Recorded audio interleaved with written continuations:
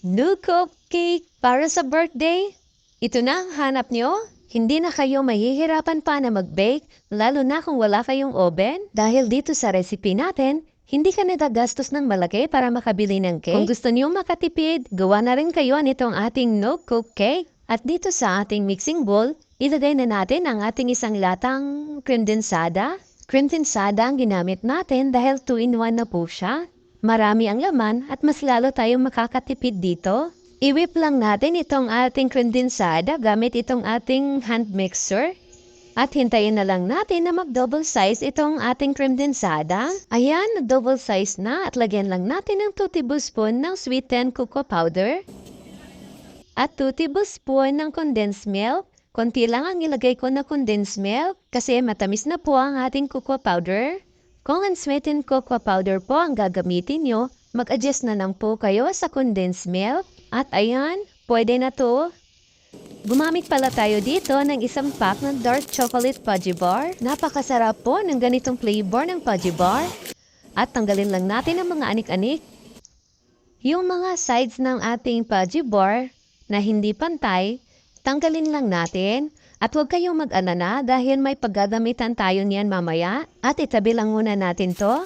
At ito pala ang baking pan na gagamitin natin para sa ating cake. Nagpahid lang ako ng oil para dumikit talaga ang ating parchment paper. At hatiin lang natin ang fudgy bar. Ganyan po.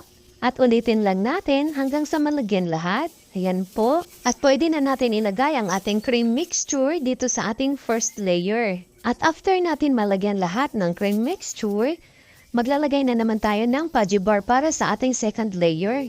At ilalagay muna natin ito sa freezer ng 2 to 3 hours para hindi tayo mahirapan sa pag-unmold. At nilagay rin pala natin itong cream mixture natin sa freezer kaya medyo nag-set na kaya kailangan lang natin na i-whip siya ulit. At ayan, pwede na to. Perfect ang pagka-unmold natin.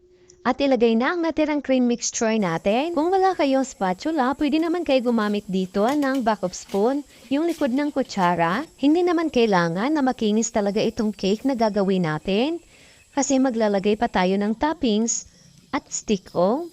Ilalagay lang muna natin ito sa freezer para hindi matunaw dahil hahanda pa natin ang gagamitin nating stick-o. At itong stick-o natin, hatiin lang natin sa gitna. At dapat pantay lahat. At ilagay na natin ang ating mga stick-o.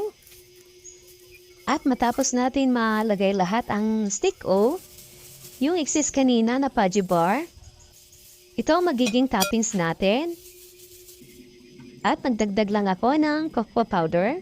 Optional na lang po ito kung gusto niyo lang po lagyan. At lagyan din natin ng sprinkles para masaya. Natutuwa kasi ang mga bata pag may iba-ibang kulay silang nakikita. At naglagay lang ako ng happy birthday na cake topper at candle. O diba, ang laki ng natitipid natin. Gumastos lang tayo dito ng 250. Kung magpagawa kayo ng cake, siguro nasa 500 to 600 ang presyo nito. At sa pinakapogi kong pamangkin na si Gogo, happy birthday! At ayan, blow na ang candle. Sana nagustuhan niyo ang ating DIY no-coke birthday cake. Hanggang sa susunod po!